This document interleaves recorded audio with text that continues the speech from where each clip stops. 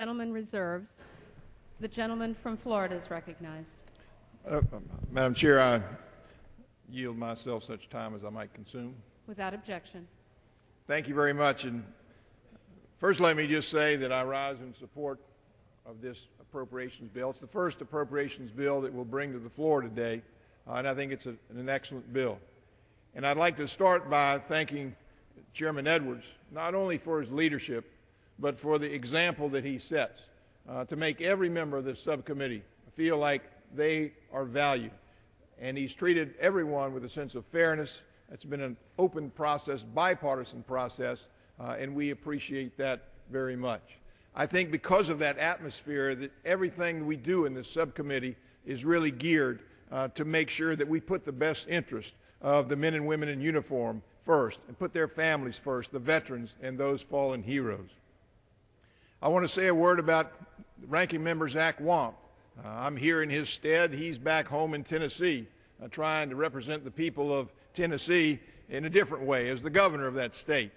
But I can tell you that even though he is not here, as Mr. Edwards mentioned, he has been very much a part of this process. I think this bill is a reflection of his dedication, his commitment to the men and women in uniform. And I know that I've heard Mr. Wamp say on occasion that serving as the ranking member of this subcommittee has been the highest achievement of his career here in the House of Representatives.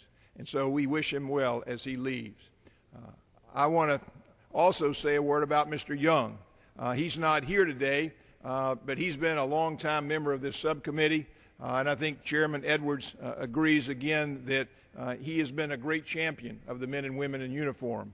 He and his wife Beverly are often visitors at our military hospitals to see the folks that have come back, the wounded warriors. And if he were here, I'm sure he would stand up and say that he believes this is a very good bipartisan bill. He's recovering from some surgery himself, and so I know we all wish him well from this committee. Mr. Edwards has done a great job of talking about kind of an overview of what goes on here, and so I don't want to repeat that. I certainly want to echo his words of congratulations to the staff. We thank everyone for their hard work. But I want to mention a couple of items that were brought up that were concerns that because of the open process, because of the bipartisan nature, that in our subcommittee markup, members had a chance to talk about some issues of concern. One was, and Mr. Edwards mentioned that, we found that while we were adding dollars to most of the programs in the VA, the Inspector General was kind of held to last year's level. And we all felt like it was a bipartisan agreement that the Inspector General has so much to offer in terms of oversight, in terms of accountability, by doing audits, that they ought to have additional resources, and so we added $6 million there. Another concern that was raised at the subcommittee level was the VA had decided that they wanted to reduce the number of claims processors they had in the new GI Bill as part of the Veterans Affairs. You all remember when we passed that updated version of the GI Bill and added benefits that are so important to our veterans as they come back. And yet we found out that last year there had been quite a bit of problem just because of the increased demand on those claims processors. And we thought it would be kind of a bad idea to reduce the number of folks that were processing those claims when last year this chaos was created. My office got calls. I know other members got calls because the tuition payments weren't being made in a timely fashion. The claims weren't being processed. In fact, sometimes the checks were written by hand and delivered without much accountability. And so while we applaud the VA for saying we want to try to do more with less, we thought that right now that would be penny wise and pound foolish. And so we added back those claims processors. We want to make sure that we get everything done on time. Next year they're actually estimating the increase will be 31%. There'll be over 2.2 million claims made under those new GI benefits, and we want to make sure that they're paid on time. And so we added back those individuals. And finally, there was a concern about Arlington National Cemetery. I think a lot of people read about some of the horror stories that went on there, and we found out that the management was really a little bit behind in terms of modern day. And so the Secretary of the Army, John McHugh, acted very swiftly and very forcefully. He came and set up some guidelines that we can improve what's going on at Arlington National Cemetery. Mr. Young offered an amendment with some report language to make sure that the members of this subcommittee will have a chance to exercise appropriate oversight. So those are areas of concern that I think were addressed because of this open process, and those amendments were adopted unanimously on a bipartisan basis.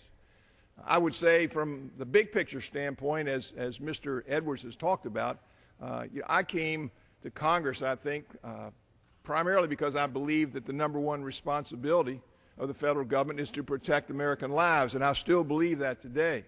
But what I found when I was assigned to this subcommittee, that we also have a sacred responsibility to make sure that the men and women who wear the uniform are treated with respect, that they have adequate housing, and they have the quality of life that they so richly deserve.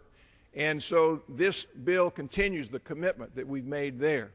Sometimes when you think about military construction projects, you think about a new hangar or a new dock or a ship or a landing strip or a wharf. But as Mr. Edwards pointed out, housing is so very vital. And we've done a great job, and we continue that commitment, whether it's a barrack or whether it's a married housing. We want to have the housing that we'd want our sons and daughters to live in, and we're making great progress in that area. I think we all agree we've got the best trained and the best equipped military in the world, and we work hard to do that. But we're also beginning to make sure that when people come back that have been under some stress, under unique situations, that they have adequate counseling, that they have those kind of programs that are so very important. And I think this bill continues that commitment. And just finally, I would say a couple of important projects that are funded this year as part of the administration's budget deal with my district in Northeast Florida. There's a Naval Station Mayport that the Navy has decided to make that home port for a nuclear carrier. And so last year there was money to begin dredging, to begin wharf upgrades. This year there's $2 million for planning and design to continue that process. I worked with the Chief of Naval Operations, in fact spoke with him just about a month ago. The Navy is still very committed because of national security to make sure that we have ability to disperse our assets, to make sure we have a backup nuclear maintenance facility, and I thank the subcommittee and the members for their support. Also in Northeast Florida, the Marines have a project called Blunt Island, where a great deal of material goes and comes back and forth through that port to the Middle East, and there is money to upgrade and make that more of a world-class facility.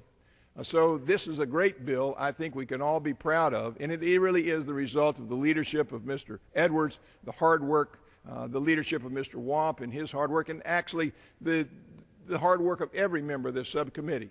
And I think because of that, we have a bill that truly honors our American heroes. It speaks to the people that defend us today. It speaks to those who have returned as veterans, and also to those who paid the ultimate sacrifice.